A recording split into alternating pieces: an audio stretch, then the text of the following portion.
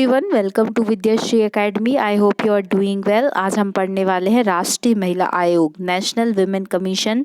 ये एमपीपीएससी के प्रीलिम्स के सिलेबस में, यदि आपने यूनिट 10 देखी होगी तो यूनिट 10 में आयोग दिए गए हैं, जिसमें राष्ट्रीय महिला आयोग पढ़ना है और इसके साथ साथ मेंस में भी राष्ट्रीय महिला आयोग से संबंधित प्रश्न पूछे जा सकते हैं। तो आपको इसको बहुत डिटेल में पढ़ना है। इसके फैक्चुअल पॉइंट्स और डिटेल हम दोनों साथ में पढ़ेंगे, ताकि किसी भी प्रकार का कोई भी क्वेश्चन पूछा जाए हमसे बनना चाहिए। तो शुरू करते हैं। राष्ट्रीय महिला आयोग कैसा निकाय है? एक संवैधानिक निकाय है।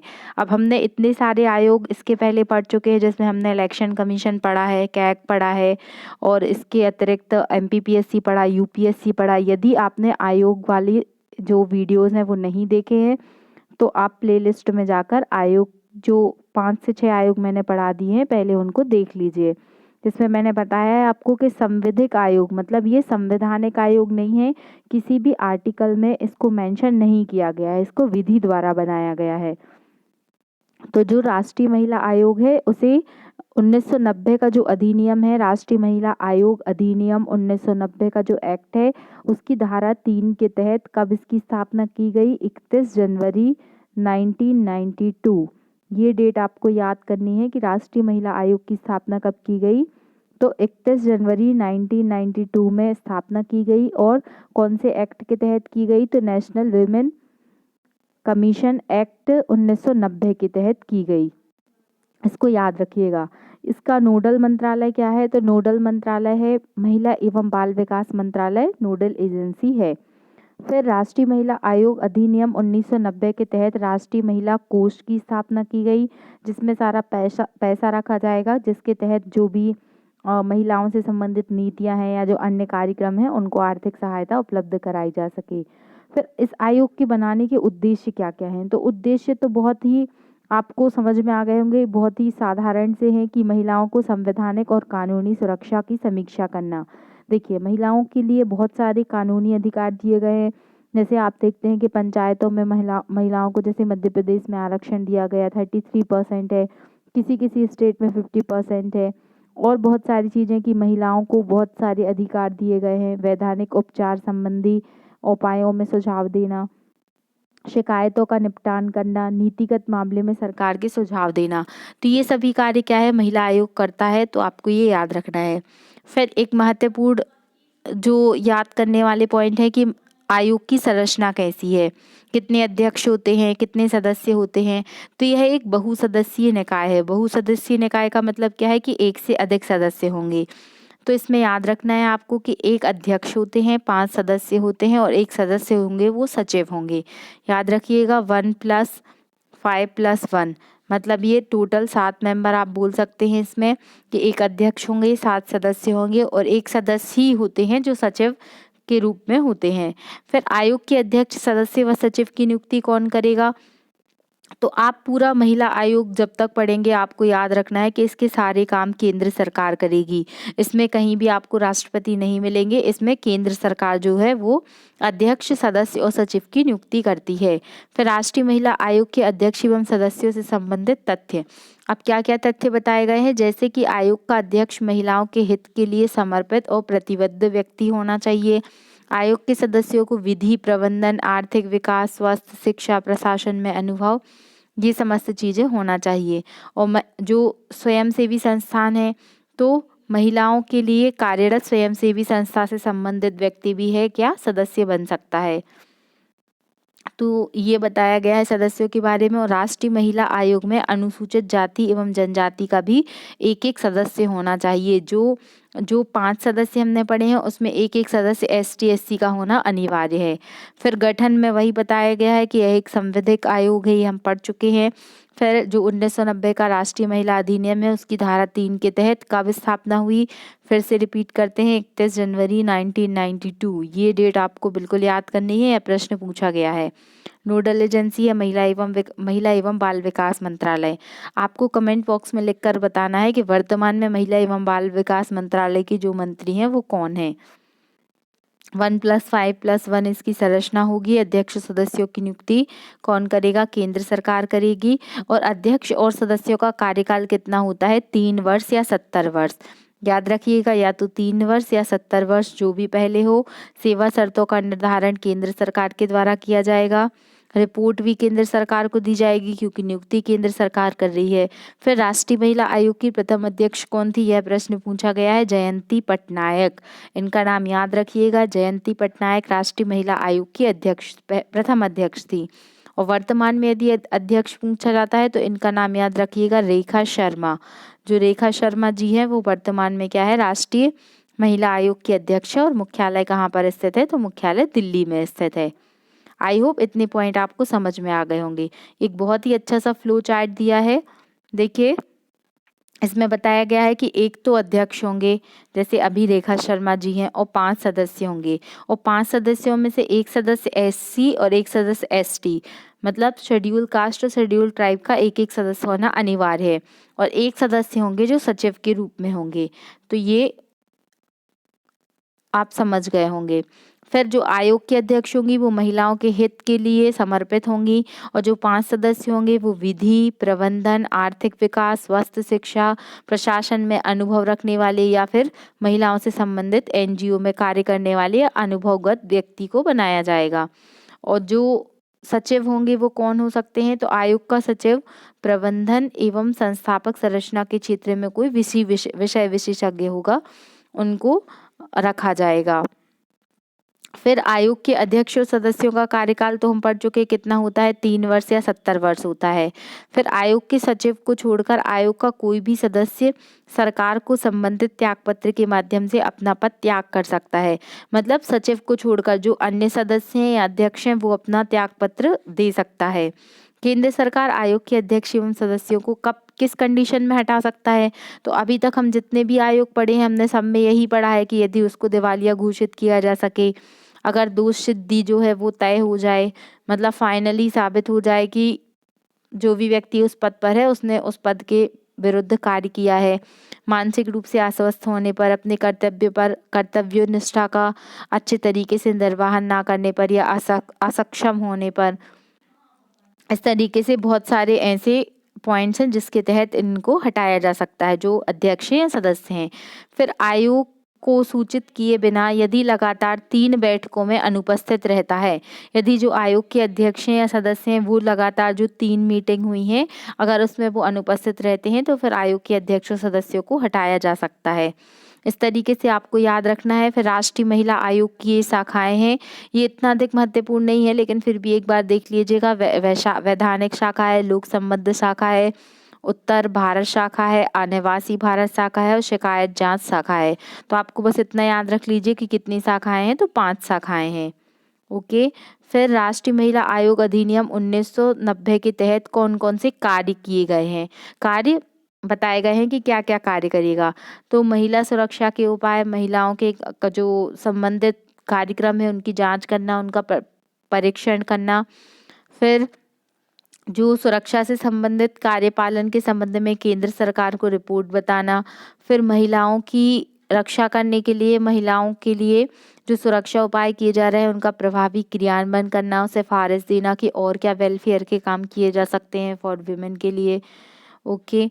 और महिलाओं को प्रभावित करने वाले संविधान में मौजूदा कानूनों की समीक्षा करना, यदि कोई कानून है। फॉर एग्जाम्पल जैसे आपने देखा होगा अभी जो महिलाओं को गर्भधारण करने के बाद जो लीव मिलता है उसमें भी अभी क्या हुए, चेंजेस हुए। अब 24 सप्ताह या 26 सप्ताह की जो छुट्टियां मिलती हैं तो इसमें अभी चेंजेस किया गया है। या फिर और भी सकारात्मक कुछ परिवर्तन होना है, कुछ संवैधानिक प्रावधानों में संशोधन लाना है तो उसके लिए भी पहल कर सकता है राष्ट्रीय महिला आयोग। और जो भी महिलाओं की हिंसा से रिलेटेड, महिलाओं के विरुद्ध जो भेदभाव और उत्पीड़न से होने वाली समस्याग्रस्त महिलाएं हैं उनके लिए निदान करना, उनकी जांच करना, उनके लिए एक जो सही पैसा है वो मुहैया कराना, आर्थिक सहायता देना, ऐसे बहुत सारे अनेकों कार्य हैं जो महिलाओं के लिए राष्ट्रीय महिला आयोग करता है। सामाजिक आर्थिक नियोजन परामर्श केंद्रों की व्यवस्था करना और भी महिलाओं से सुरक्षा से संबंधित जितने कार्य हैं आप सब लिख सकते हैं। आप PDF से इसको पढ़ लीजिएगा। फिर बताया गया है कि जैसे दहेज प्रतिषेध अधिनियम है 1961 का, या prenatal diagnostic technique test act 1994 को भी ये क्या करता है, प्रभावी सुनिश्चित करता है। फिर प्रतिवेदन या रिपोर्ट, चूंकि सारी नियुक्तियां सेवा शर्तें सब कुछ केंद्र सरकार ने तय किया है, तो आयोग अपनी वार्षिक प्रतिवेदन किसको देगा, सेंट्रल गवर्नमेंट को देगा, केंद्र सरकार को देगा। यदि आवश्यक समझा जाता है तो समय से पहले भी आयोग अपना प्रतिवेदन दे सकता है। मतलब जरूरी नहीं है कि वार्षिक प्रतिवेदन वर्ष की समाप्ति पर ही दिया जाएगा। यदि मान लीजिए कोई आवश्यक रिपोर्ट है तो वो पहले भी दी जा सकती है। राष्ट्रपति ऐसी सभी रिपोर्टों को संसद के प्रत्येक सदस्य के समक्ष रखवाती है। उनके साथ संघ से संबंधित सिफारिशों पर की जाने वाली प्रतिस्थापित कार्रवाई, यदि कोई सिफारिश अस्वीकृत की जाती है तो अस्वीकृत कारणों का ज्ञापन भी सौंपना होगा। देखिए, इसको मैं इजीएस्ट लैंग्वेज में बताती हूँ आपको कि ये बोला गया है कि जो राष्ट्रपति है वो सारी रिपोर्टों को कहाँ रखवाएगी, संसद में रखवाया जाएगा, दोनों सदन में रखी जाएंगी। फिर यदि किसी रिपोर्ट पर कोई कार्रवाई नहीं होती है, यदि उसको अस्वीकृत किया जाता है तो आपको कारण भी बताना होगा कि इस वाली रिपोर्ट को क्यों अस्वीकृत किया गया है, इसको याद रखना है। फिर ऐसी कोई रिपोर्ट या कोई भाग ऐसे विषय से संबंधित है जिसका किसी राज्य सरकार से संबंधित है तो राज्य सरकार आयोग की रिपोर्ट को राज्य के राज्यपाल को भेजते हैं। फॉर एग्जाम्पल, किसी पर्टिकुलर स्टेट की लिए यदि रिपोर्ट है या उससे संबंधित मैटर है, मान लीजिए MP से रिलेटेड मैटर है, तो जो राष्ट्रपति जी है उस राज्य के राज्यपाल को क्या कर देंगे, रिपोर्ट सौंप देंगे। फिर वो रिपोर्ट राज्यपाल के द्वारा उस राज्य के विधानमंडल में रखी जाएगी और फिर दोनों सदनों में जैसे संसद में चर्चा होती है उसी तरीके से विधानमंडल में चर्चा होगी। आई होप आपको ये पॉइंट समझ में आ गया होगा। फिर आयोग की शक्तियाँ क्या क्या हैं, तो सिविल न्यायालय की शक्तियाँ, इसके पहले भी हमने पढ़ा है कि आयोग को क्या होंगी, सिविल न्यायालय की शक्तियाँ धारण कर सकता है, महिलाओं से संबंधित मामलों की जांच कर सकता है, विभागों से रिपोर्ट मांग सकता है। तो ये सारे पॉइंट आपको याद रखने हैं। फिर कुछ ऐसे क्वेश्चन भी पूछे जाते हैं आपसे कि अध्यक्ष कौन कौन सी महिलाएं रह चुकी हैं। तो जैसे जयंती पटनायक जो थी वो कौन सी थी, वो पहली अध्यक्ष थी और 1992 से 95 तक उनका कार्यकाल था। जो दूसरी अध्यक्ष थी राष्ट्रीय महिला आयोग की थी, वो उनका नाम था मोहिनी गिरी। तीसरी थी विभा पार्थसारथी, फिर पूर्णिमा आडवाणी। फिर यहाँ से एक क्वेश्चन बना है कि ऐसी कौन सी महिला है जो 2 बार राष्ट्रीय महिला आयोग की अध्यक्ष रह चुकी हैं, तो गिरिजा व्यास जी है, वो 2 बार 2005 से 2008 और फिर 2008 से 2011 दोनों बार कौन रही हैं, गिरिजा व्यास, इनका नाम याद रखना है। फिर ममता शर्मा और फिर उसके बाद में रेखा शर्मा। तो रेखा शर्मा देखिए 9वीं 10वीं और 11वीं तीनों बार कौन बनी है, रेखा शर्मा। तो ऐसा क्वेश्चन, एक बार ये कार्यवाहक बनी है और 2 बार जो है वो संपूर्ण तरीके से अध्यक्ष बनी है। तो ये क्वेश्चन आपसे पूछा जा सकता है कि ऐसी कौन सी महिला है जो कार्यवाहक अध्यक्ष के रूप में रही हैं और फिर अध्यक्ष भी रही हैं। तो आंसर होगा रेखा शर्मा, इनको याद रखिएगा। और वर्तमान में कौन से नंबर की हैं, तो 11वें नंबर की हैं, ये भी आपको याद रखना है। फिर मध्य प्रदेश महिला आयोग का बताया गया है यहाँ पर कि महिला सशक्तिकरण और उनके हितों के संरक्षण के लिए राज्य में भी राज्य महिला आयोग, जैसे वहाँ पर केंद्र में केंद्र महिला आयोग है वैसे ही राज्य में क्या है, राज्य महिला आयोग है। वहाँ पर 1990 का अधिनियम था, यहाँ पर याद रखना है 1995 का अधिनियम है। और वहाँ पे भी धारा 3 के तहत गठन किया गया था, राज्य में भी धारा 3 के तहत गठन किया जाएगा। लेकिन जो मध्य प्रदेश का महिला आयोग है उसका गठन कब किया गया है, 23 मार्च 1998। ये डेट याद रखिएगा, 23 मार्च 1998 को मध्य प्रदेश महिला आयोग का गठन किया जाएगा। लेकिन यदि राष्ट्रीय महिला आयोग पूछा जाएगा तो क्या आपको डेट याद है, 31 जनवरी 1992। याद रखिएगा, यहाँ पर एक्ट 1990 का था और यहाँ पर एक्ट 1995 का है, ये आपको याद होना जरूरी है। फिर यह इस आयोग को भी कैसी शक्तियाँ प्राप्त होंगी, सिविल न्यायालय की शक्तियाँ प्राप्त होंगी। वो भी 7 सदस्यीय आयोग था, ये भी 7 सदस्यीय आयोग है। लेकिन मध्य प्रदेश वाले में 6 सदस्य अशासकीय और 1 सदस्य शासकीय होगा, जो सचिव होगा वो शासकीय होगा। फिर वही पॉइंट है ये। तो फिर कुछ और पॉइंट दिए गए हैं कि राज्य सरकार के अशासकीय सदस्यों में से अध्यक्ष, ये प्रश्न पूछा जाता है कि अध्यक्ष को कौन से मंत्री का दर्जा प्राप्त होता है, तो कैबिनेट मिनिस्टर का दर्जा प्राप्त होता है, और जबकि जो अन्य सदस्य हैं उनको क्या होता है, राज्य मंत्री का दर्जा प्राप्त होता है। कार्यकाल वही है 3 वर्ष जो हमने वहां पर पढ़ा था। फिर प्रथम अध्यक्ष मध्य प्रदेश महिला आयोग की कौन रह चुकी हैं, तो उनका नाम है कृष्णा कांता तोमर, इनका नाम भी याद रखना है। और वर्तमान में है शोभा ओझा। तो ये पॉइंट आपको याद रखने हैं। फिर कुछ क्वेश्चन दिए गए हैं, जैसे राष्ट्रीय महिला आयोग किस प्रकार का निकाय है, तो यह एक क्या है, संवैधानिक निकाय है। इसको गलत मत करिएगा, कहीं पर भी आप संवैधानिक मत लगाइएगा, संवैधानिक निकाय है।